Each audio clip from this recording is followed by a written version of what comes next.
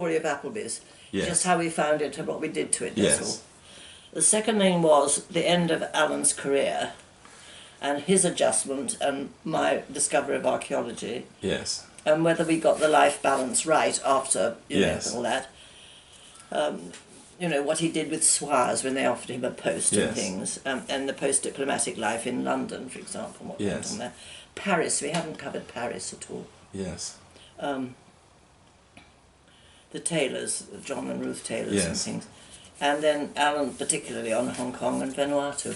Those are the things I just jotted down.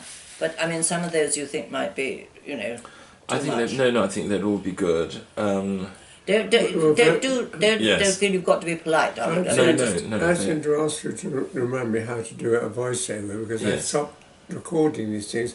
I could do Vanuatu entirely as a... Yes. I think that would be good, yes, because you wrote, I mean, it's actually very well written, and if you were just to narrate that, read it I out, could put yeah. that over some pictures. Or, Yes. I've got lots of pictures. Yeah. A man carrying a huge pea pod on his shoulder. He was a Frenchman. Was it a penis or was it a pea pod? A pea pod, I mean, it was just an enormous pea pod. It showed marching through the jungle. I don't know why I took a picture of it, but I just think I've got that some. Yes. I mean, No, that would be great. Yeah. So maybe that's a good one to do narrate. advice over. Yes, yeah, and yes. maybe the Hong Kong negotiations one is good for voiceover as well. Voiceover, perhaps. Yes, because you've written it all, Yes, it's reasonably all right. clearly Yeah. as a narrative. Yes, I have. So those two, I think, might be good for that, and we can show you how to do So that just later. remind me, Yeah. I've lost the thing that put it on because I had them in little boxes and then Yes. you took them off. Yes, You've and that's got okay. them, I've got one, so I can get you all set up again. But today, maybe should we do the story of Applebys, or Would you like to do that now? Yes, okay. Right. so set the scene where we were living in Milepath. Oh, I've got some photographs of Milepath Cottage, by the Have way. you? Oh, I good. went back there Oh, did you? 2 years ago. I drove past. I took some photographs, which I might show. It looks exactly the same. Right, in the front anyway. From the front. I didn't go inside into the garden, but I just went on the corner, front bit, yes, and then a little bit down to then look in back from the Yes, back because of the house there's a little road that goes Road down the side, doesn't it? to another house at the bottom. Yes, that's right. And it still looks exactly the same. Exactly the same, yes. Yes. I mean, it's so much smaller than I remember because Yes. I was looking at it from a different perspective, different height. A surprise, surprise. But so Right. we're in Milepath Cottage, and take the story from there. That Oh no, from my passport we went abroad, didn't we? Well, no. Why did we buy it in the first place? Milepath Cottage? Yes. Oh, going right back to Milepath Cottage. Yes, darling. make it the whole story, yes. Oh, I thought it was just Appleby's wanted to Well, do. we can do Oh. both. Sorry, I'm confused, I'm sorry. But, Well, you start wherever you like, darling. Don't worry. well, I'm just trying to remember where I saw this report. It put the fear of God into me now. When was that? Of which It house? was because we were in Greece from 71 to 73, weren't we? And Yes. we bought the house between 73 and 74. Now, how could I have seen that report? We came back on leave to look for a house. No. There was some deep fundamental reason why I decided we had to move. Well, first of all, we had to move from Milepath Cottage because I hated working. The commute from Woking Station to Waterloo and the 15 minutes hike across the Horse Guards and all that to get to the office was just awful. It took me ages to get back.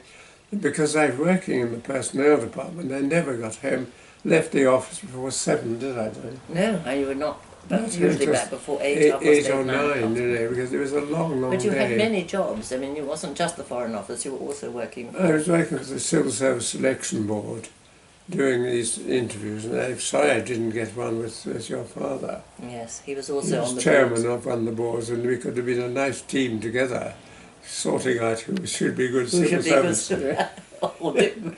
good diplomats. Yes. Yes, so that's true. Anyway, so I did want to leave Woking, and somewhere on the way, in the 70s, I had seen a report, private confidential report written by the Treasury, saying we were absolutely bankrupt. And remember, the IMF came in and inspected us in 1976 and wouldn't let us do any more borrowing money. They said we had to do exactly what the IMF said. We've all forgotten that. Mm-hmm. But we were given a really good telling off by the IMF. So that's the background. And in this report, and I also remember that during 1972-73, Ted Heath had to institute a 3-day working week. So we only worked 3 days a week. As a nation? As a nation. So having seen that we were nearly bankrupt, which we were, that we could only work 3 days a week, and we wanted to get out of working. There was a moment when in Greece, in about November 1973, I was called home for a conference, a European conference. All the commercial councillors in Europe were called to London to discuss the European community and what we should do about it. It was all educational and part consultation. Well, I met John Barrett then. I was home for a week, and I realised that I had already got the next posting lined up. In January I had to be in Hong Kong, probably for 4 years. So there was a window there, the only chance of getting out of Surrey and moving to Kent, where Janet's parents used to live and where my brother was a doctor for 20 years.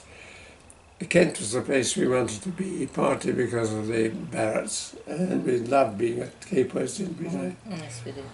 So he said, well, there's a cottage going down a place called Chiddingstone, Causeway, and a man called Richardson is trying to sell it. So we went to see it, and what struck me was, first of all, it wasn't as it is now. It was just a main building, with a bit at the end, a tiny lavatory out at the back, and a cat slide with a chimney on it. And he wanted £37,000 for it. Well, I was new in all this. I didn't realise you could negotiate or anything. That's the asking price. So, anyway, the things that struck me about the house were, first of all, there was land. So if there was land, you could grow your own vegetables and food if we were bust. Secondly, there was a well in the garden, so I thought we could get the water from the well if there was a crisis. There was wood all round, so we could get a fire, and there were 2 open fires with where we could cook. You could see big chimney. Looked up the chimney right up to the top. So I thought, if you could cook in the chimney over an open fire, get wood and water from the well, you were able to deal with the Heath problem of 3-day working week and no resources. And the bus, yes. And also, I liked the thought that it was a 400-year-old house. And it also had an aga, and I knew that my wife liked agas. So on the strength of an aga, 2 wonderful open chimneys and the land and the water, I thought this is a place, if there's a crisis and we're going down the chute. So I put in an offer. It was accepted on the 16th of November, I think. Was it at the beginning of a weekend, and by the end of the weekend you and bought John it? Barrett encouraged me. He said, a good idea, good thing. And by the 16th of December, I owned it. And at what stage did you tell Mum? well, I was here, you see, and I rang Mum and I said, I found the house, I put in a bid for it, I think we'll get it. It's a 400-year-old house with 2 As you described it to me. chimneys and a naga and there's land and half an acre or so just outside. And so she said, well, if you like it, darling, go for it. No, what I said was, well, what about a survey? Oh, he said, I asked John Barrett, should we do a survey? He said, no point. If it's 400 years old, they'll find things wrong. It'll cost you a bomb to put it right.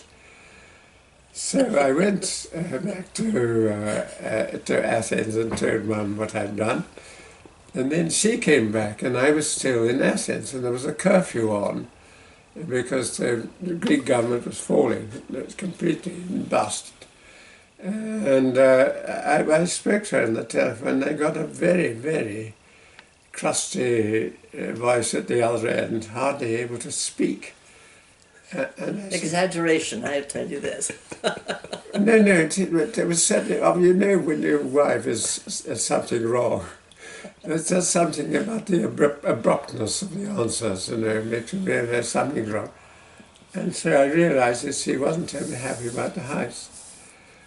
So then we came home, and in the meantime, Janet asked a surveyor to come and look at it. You tell that story. Well, it was an architect, actually. It was John Barrett's architect. That's right, John Barrett's architect, who came with his little penknife and things, and everywhere he went in the house, he would actually jab it into the beams, and it always went right in. So he said, because these beams are, are rotten, all the way through and things. And when I actually looked, the fireplaces were not actually open as you suggested. There was one that had a hood on it, and the other one was all closed in with a Victorian little stove and things. So it could come out easily, yeah. And it was shabby. It was very cold. It had no central heating, and the windows didn't fit properly, and it was a wreck. And so I thought, well, now how are we going to put this right? And luckily I found a builder quite by chance, because I was talking to my dear friend Margaret Hutchinson, and said, I'm having a terrible time. I'm going to have to find a builder to do something to this house, which Alan has bought without my seeing it. And she said, well, funnily enough, I think I met a builder on a cruise that Sandy and I went on. And see if I can remember his name. I think he lived in your part of the world. I think he was called Butcher or something. Yeah, Gilbert Butcher. So it turned out to be Gilbert Butcher and Nick Butcher, his son, who was running the firm and who came and was absolutely brilliant and cheered me up and said, don't worry, we can put it right. We're used to old houses. Yeah. We do all of this sort of thing, and come and have a drink at the Rock pub. And let me buy you a drink there. So that was lovely, and I went to the Rock, and as I walked in to this very old pub, which is very traditional, it had a lovely, very warm brick floor. And I said, I think I want a floor like this. So he said, that's fine. Oh, yes, that's no problem at all. We could manage that. And he was so reassuring and he was so kind that I gradually, my worries were eased. I may say that his workman, there was a wonderful old man called Alf, who was an absolute rogue. And he took me, I was left behind when Alan went off to Greece to actually deal with all the things to do with the house. And he did put down a brick floor, but we had to take it up later because it wasn't right. It wasn't straight, and it wasn't right. And they lumbered me with windows that weren't right just because they had them spare. And they gave us a huge bath because they couldn't offload it on anybody else. So there were several problems about the actual getting the thing right. And for the first 2 or 3 years, we let it because we couldn't really get it big enough, or there weren't enough bedrooms. Well, we then went to live in Hong Kong, you see.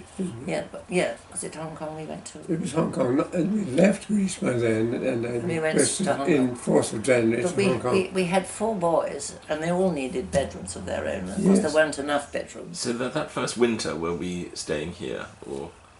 No, the first winter we stayed, the first Christmas we stayed, I think we stayed with the Barretts. The Barretts were fantastic about helping us through real disasters. And of course Sheila particularly was absolutely appalled to think that her husband had landed me in an absolute mess. These 2 men together shouldn't have been allowed out without her there. Anyway, and it took a long time, I must say, for me to actually to accept that actually in the end Applebys was going to work, and indeed as it has. And do you remember a time when you suddenly thought, actually, this is going to be okay? Or you were sitting in a chair thinking, actually, it's going to be it's all actually right. Well, such a one good of the thing, things was this bloody architect was a modern one. So he said there are no foundations in this house, it's been badly built. In actual fact, we found foundations, some foundations. But also he left very quickly, if you remember. Yes, He decided he wasn't a very good architect. And he became a watercolour artist, professional Instead. And he was no good at old houses. And thank goodness that Nicholas Butcher came to my rescue again and said, look, just let him go. You don't have to have any architect. We've done these sort of houses, as indeed his firm. All the Gilbert houses Butchers, around here have been done by Gilbert Butcher. and they know all about old houses. And he said, we can manage fine. And thank goodness he took this man, Herbert Morell, I think he was called, left, because we were engaged in actually putting in windows, one above the other, to make a bedroom or a bathroom, I can't remember which. And after he'd left, what we discover as they were taking off the tiles to make a space to make a thing, but a window that had been built in the 17th century, perhaps even the 16th century, and then had been covered over in the window tacks, and nobody knew it was there. And it was a beautiful old window which looks out over a Tudor window. Yeah. A real Tudor window with beautiful mouldings, and still the iron or the lead casing there with the glazing bar in. And I opened it. I made people stand outside and take a photograph. I opened it for the first time in 300 years. I can't remember when the window tax was, but it was in the 19th century? 18th century. 18th century. 18th century, when they closed it up so they didn't have to pay tax. So that was and as soon as we'd found one old window, I thought, I'm just going to have a little mosey around, and I found another 3. The one in Angus's room, that one on the corner The there. second one in what was Alexander's room, looking out this way. Yeah. And there's still some to be uncovered if anybody wants to do that. And do you remember, any particular sort of crisis moments when a big project was underway and it was actually very hard to live there? Oh, definitely, yes. We decided that perhaps it would be nice to put central heating in. And at the same time, we were making bedrooms in the attics for Jamie and John. You were. And it was in the autumn, and I don't know what went wrong, but the thing was perhaps winter came early, or they just were very slow at doing it. But there was a classic moment when there were 2 gaping holes in the roof. On this side, wasn't it? No, the other side, before the dormer windows went in. And it was terribly cold. The house, it snowed, so there was snow on the roof with these gaping holes. And of course the cold came in and whizzing down the stairs. And we still hadn't got the central heating in, which took a long time because of these old walls and things. And it was absolutely perishing. And it was just Alexander and me, I remember, and we lived and dressed in front of the open fire. By this time we had cleared the fireplace and open fire. And I thought, we're never going to get this right. It's going to take too expensive. But the bills were huge. We went terribly overdrawn. And I thought, are we ever going to make it livable in? And it's just, you've just got to hold on and then it comes right. Well, luckily, so cold. I was no longer in the Foreign Service because I went on secondment to the colony of Hong Kong, and I had terrible trouble over the tax because they tried to tax me in Hong Kong for my salary, and they tried to tax me in London for my salary because they thought I was still Foreign Office but on secondment. And I had a terrible battle with Hong Kong to get it right. Anyway, luckily, the Foreign Office rules are if your wife is no longer with you at your post, you don't get any allowances for your wife. Because if you're all living abroad, you get a family allowance to help to pay for your wife being there. And so they didn't care about that in Hong Kong because it was so rich. If I'd been on a Foreign Office posting and you hadn't been able to come out more than half a year and stay with me, we would have lost all the allowances. There was danger of that when we were posted to Zaire. So yeah, We got a note to say you're within 3 months of actually having all your allowances foreign taken away. allowances cut off. Because I was always Coming back here here, you see. dealing with builders, So adding on bits and making things. So the timing was very fortuitous. I mean, apart from all the trouble that it gave her. So when I came home for the first time back to Britain, so I went in January and got to leave over Christmas to come back here. I was absolutely astonished how beautiful the whole kitchen was, because the beam had been lowered in. She upped it and she got the Aga working, and the big the big green thing which boiled the clothes when it was the laundry was taken outside, was growing flowers, and it was a most charming sight to find out. It's all decorated for Christmas, and I thought, gosh, this is marvellous. This is going to be a good house to live in. I must send my wife back home more often. And how about the story of this barn? What made you think to suddenly construct a cowshed? Well, yes. Well, the thing about chicken this rearing was, shed. it was a chicken. Yes. When we first bought Applebys, what was on this place was one of those terribly ugly marley concrete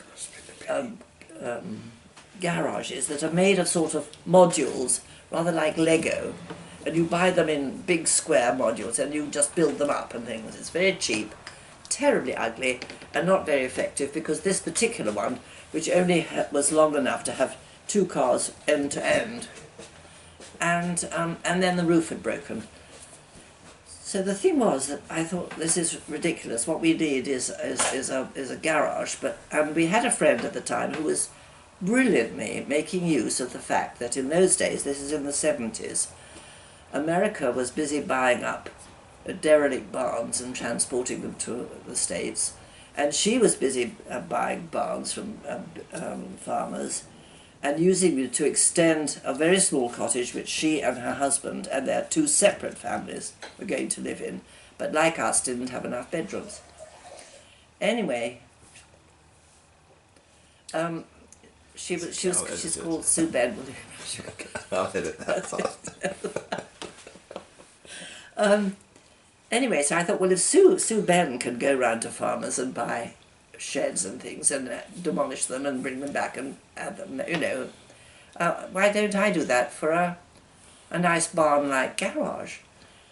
So it took for ages to find one. I went to hundreds of farms and also to property places. Eventually found one that was it was a cow rearing shed, I was told, up at Princetown, which belonged on the estate of the Pencester estate, Lord Delisle and his son Philip Sidney. Anyway, Cluttons, who dealt with it, said yes, they would be happy to sell it because it was not any use to them anymore, and it would cost £250. And I said, 250, thinking in my mind, well, Sue Ben only ever used to pay about 25 quid. Who's telling this story? Would you like to shut the door? I shut the door now. Next time. So I thought, that's a very big markup from 25. So I said, well, I think that's much too expensive. Now it happened that I had not gone on my own to this, where the barn was and where I met Cluttons, but had gone with Sue Ben's husband, Tim Ben, of the Ben family. And at that moment, when I said, well, I think that's going to be much too expensive, I got a jab on the ankle, ow, and he kicked me and he said, Janet, just before you go on any further, there's something terribly interesting. I just want to show you over here. And so I said, well, just come over here a minute, he said. And as soon as we got out of it, I said, for heaven's sake, the tiles on that thing are worth more than £250. It's a snip at that price. For his sake, don't toss it up. So I had to come back and say, do you really mean £250? And he said, yes, I'm afraid so. well, all right. And then something, but would you take it down for us or something? Anyway, so we got it for £250. A rather dodgy builder came and helped dismantle it. Angus and I went up to see whether we could do any of the dismantling ourselves. It was a bit beyond us, I'm afraid. And in the end, everything came down here, and the Marley thing was cleared away, and we started by laying the concrete. Now, the Barrett family, not only parents but also children, were a great help. And they helped us, I don't know whether any of the boys will remember, but laying the concrete and pacing it out and dealing with that. The actual builder, this dodgy builder, he managed to put up the structure with the main beams and then fill in with other things, so that was all right. We cladded it not with oak but with something much more inferior, which Jamie and I then had to paint. But the real exciting thing was putting on the roof. Where's John? Exactly. And we've got lovely photographs of John sitting on the roof doing a beautiful job until somebody actually suggested that he had better mix the good tiles with the bad ones, because otherwise, as it turned out, he'd been using beautiful tiles at the front end, and towards the end they got worse and worse. But he got the point. But I've got lovely memories. I've got photographs of all the boys cleaning off the barrels with just this empty site here, and they're all cutting bricks. That's right. Yes, and it was a real building site. It Well, was a we huge have got job. 2 books of the building of it, which Yes. we better give you, I think. And it did terribly well. And I mean, it stood for 40 years and really took an awful lot of time to actually demolish when they decided, and we wanted to actually live somewhere, that they couldn't actually convert the original barn, although it was absolutely brilliantly built, because some of the timbers, which Alan Miles, I think his name was, had put in, were definitely substandard. The main holding timbers were fine, but all the other stuff wasn't, and it was going to have to be knocked down and built again. And there was some asbestos, wasn't there? Ah, there was asbestos. Yes, those were the days pre-asbestos that was going to have to come out. But we had great fun doing that, and that was a big family effort, and we were very proud of the barn. And it made a wonderful place for cars and for deep freezes and for furniture and for garden things and for absolutely everything. So demolishing it was quite a job, and quite a storage job after that. And none of the original barn exists anymore. Some of the tiles are... The tiles, yes, the tiles are there. But the timbers have all gone. All gone. I don't think they use the timbers. I think they had to start. I think if you're doing a new build, you don't use old timbers. Oh, there's one old timber, and that is in the bressumer above our fireplace in the big sitting room. That's the only bit. That's the only This is a bit of background too, it's very interesting. The man who sold me the house was called Richardson, and he was an undischarged bankrupt. He bought Applebys for £6,000. No, he bought the shell when it was a laundry for £7,000 from Dr. Barnardo's. No, it was the Kent County Council. Yes, it was the children's home. Children's home. So he paid £7,000 for it and sold it for 37, having wired it himself and built this terrible thing here. And the first thing that Mum had to do was to take out all the electricity, all the water pipes, everything had to be replaced. And yes, and in the small sitting room, if you remember, he had put back a floor which had been taken out. When it was a laundry, they wanted somewhere, this was in the big house, not before, when it was lived in as a big house. They wanted somewhere to hang the sheets and everything else. And the rooms, because it's an old house, are very low, so there wasn't room. So they took out a whole floor in that section of the house. The ceiling in the little room at the end, as a result, the walls fell apart. And they had to put steel rods and hold it up again. And also up in the roof, you've got, in the rafters, are all held together with huge bands of iron and things before it absolutely collapsed. And the copper, of course, which is part of the garden furniture now, was in the kitchen It's there. laundry. And what was I talking about? Well, Dad was saying that Richardson, who's undisclosed bankrupt, sold it for 7,000. Bought it for 7,000. And Sold what it we for had to, yes. yes, what I was going to say was 37. he had put back the rafters, and luckily He'd made the it- cross beam, which was original, but on the rafters that he'd put in, he'd stained them black and put false carpenter's marks on them. You could tell they were false. They weren't the least bit like the ones that are actually genuinely there. And I was so horrified at He put in a circular staircase. yes, in no, but the corner. point about the false carpenter's marks Yeah. was that I didn't want to see them. And so I put in, or I got the builders to put in, a proper floor, and we plastered over his stuff.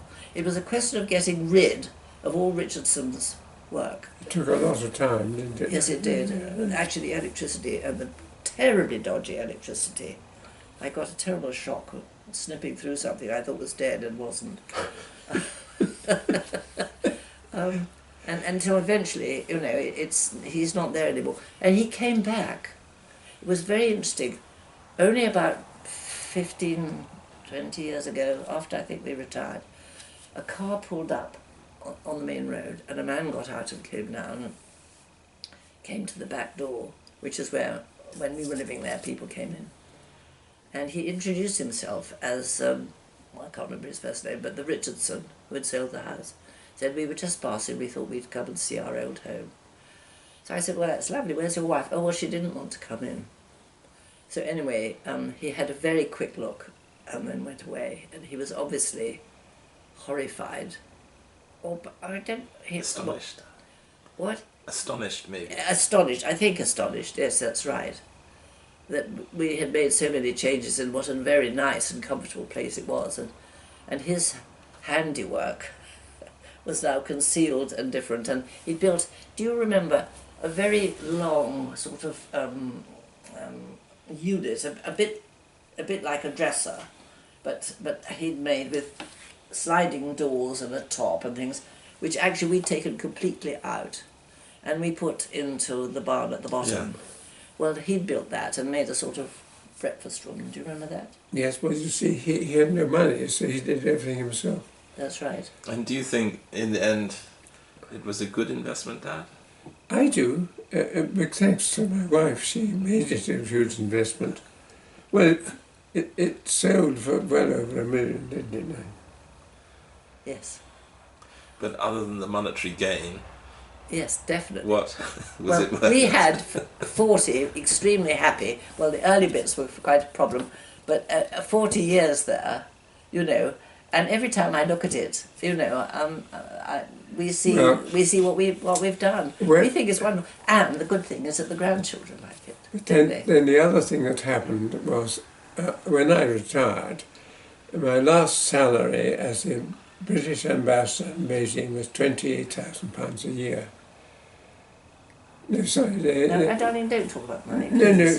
but Please no, don't. but the point was this: working in the private sector, I earned twice as much as I'd ever earned in the.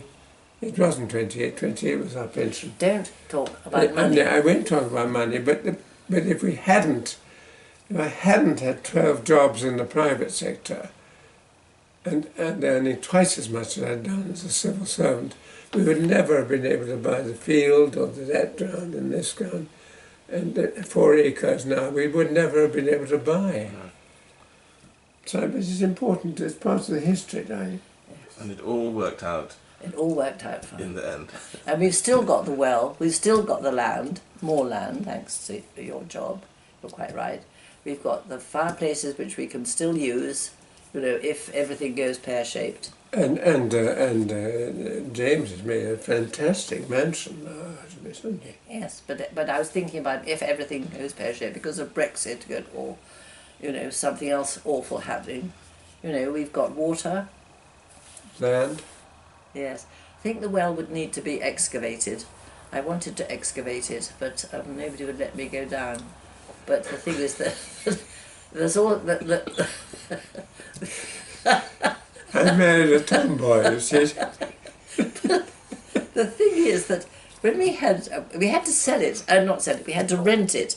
Every time we went abroad, My job was to pack away all the things that we cared about, put them up in the attic, and put out the stuff for the tenants.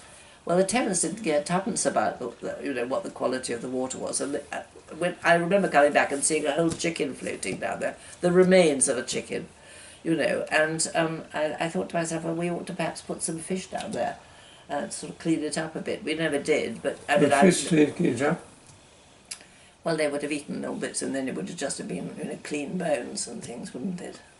I don't know, but And do you think, being in the Foreign Office, therefore living abroad, it made the requirement to have a proper base or a home or something much Very more much so. important? That terribly Absolutely, important. yeah, Oh, yeah. absolutely. Absolutely. And one that was so interesting and so difficult in a way, and had such potential. A lot of our Foreign Office friends had bought very sensible boxes in Isha or somewhere, and when they went back there, it was just purely a box in which they had a bed from which to do whatever they wanted to do on holiday in this part of the world. But they didn't, I don't think, felt that they were coming home, whereas we've always felt that this was home for us and our children. It was And a our project that went on and on and on. It did go on. It went on for 25 years, at least. And in terms of the local community, did it take a long time Yes, to be integrated and become Yes, locals? yes. And are you locals now? Or? very much so. Oh yes, oh yes. And one of the nicest things that happened first, when we first retired, the Women's Institute in the Causeway were going to have a Chinese evening. And Alan brought down a friend whom we knew who was a Chinese opera dancer, came and stayed with us. And we had various Chinese things, and she brought gowns and such. And we had an absolutely splendid time with the Women's Institute in the village hall. And in the intervals between this girl showing what painted faces meant, those wonderful black and white ones of the generals, and the red ones that are The way they anger walk. and the way they walk and things. And Alan had his face painted, and then would stalk up and down, which was lovely. Jo Taylor, who was somebody that we knew quite well, as she's still alive, wonderful old lady in the village, was sitting and talking to another member of a women's institute from a visiting village. They have sometimes our women's institutes have days where they invite other people in, and they'd invited other people in for this Chinese do. And she'd happened to mention, or somebody mentioned, that this was Sir Alan Donald, stalking up and down with a black and white face, painted as a Chinese dragon or a Chinese general. And this woman who didn't know Alan at all said, "Goodness, I mean, what on earth is he doing here in the Women's Institute?" And Jo Taylor said immediately, "Oh, no, they're one of us, those two. They're one of us." I've never forgotten that, and it happened very shortly after we came back. Yes. I thought that was the best compliment you could possibly be paid. And when we were in Beijing, in Tiananmen Square, the church had a special prayer for us in St. Mary's, knowing that we were right there, wasn't it? Yes, they did. Okay, that was lovely. I think that was a long one, but I think that was terrific. That's very, very, very